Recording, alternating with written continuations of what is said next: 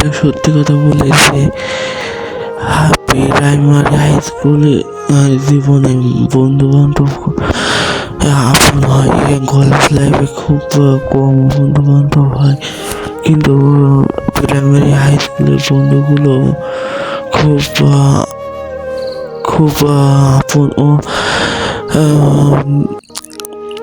আপন ও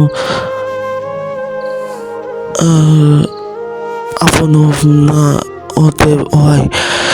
সে কেননা তাদের তাদের সাথে 1 বছর 2 বছর 5 বছর 10 বছর কাটিয়েছি, কিন্তু কলেজ লাইফের বন্ধুগুলো অতটা কলেজ হয় না।